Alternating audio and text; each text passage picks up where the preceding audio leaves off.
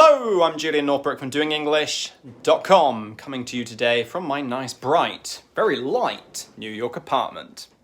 How can I maintain correct grammar while speaking, comes a question. Okay, this is a good question, but to an extent the answer is always going to be it depends, because it depends on you, what exactly it is that you're struggling with, and why you are having problems with grammar when you're speaking. And this is why all of my courses, all of my programs include a coaching element, because like 80% of what everybody needs to do to improve their English is going to be exactly the same, but it tends to be that 20% that is customized to you specifically, which will have the biggest breakthroughs because they are targeted exactly to the problems you are having. However, the quick and dirty, in a nutshell answer to this question is that if you are struggling with grammar, it is likely because, ironically enough, you are too focused on grammar.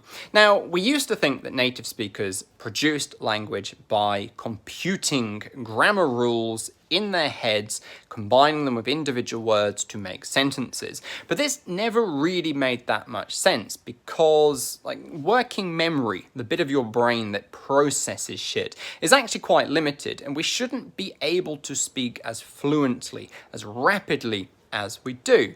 Not only this, but grammar is not enough to explain why native speakers speak so naturally.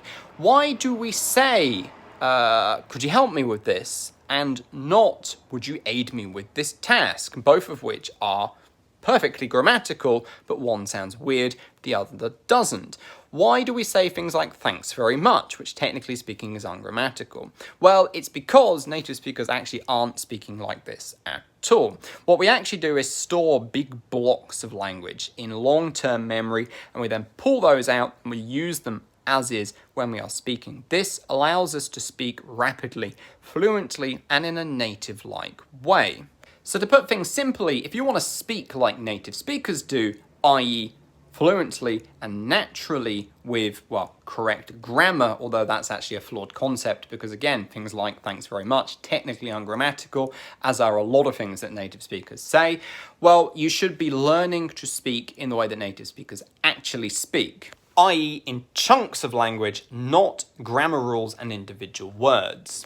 Or to put this another way, you are studying grammar because you believe you have a problem with grammar, not realizing that studying grammar is actually creating your problem with grammar. Does that make sense? Essentially, if you want to get different results, i.e. you want to change the grammaticality, the naturalness, the fluency of your English, well, you need to change your approach. And simply studying more grammar rules and trying to plug words into those like you've always done is not really going to help with that. How can you get my help actually doing this, applying this information, implementing it, learning in this way?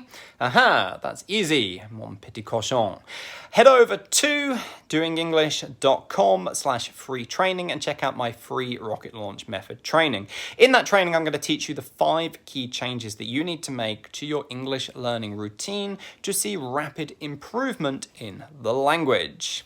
Once you're done with that free training, and if you need more help from me, you may want to go on to my Master English Fast Accelerator course where I'm actually going to help you to do the work and to make all these changes to your English learning that you need to over 12 weeks. But again, it all starts with the free training, doingenglish.com/free training. This then is me, Julian Northbrook, signing out from this video. Hope you found it useful. See you in the next one, and bye-bye.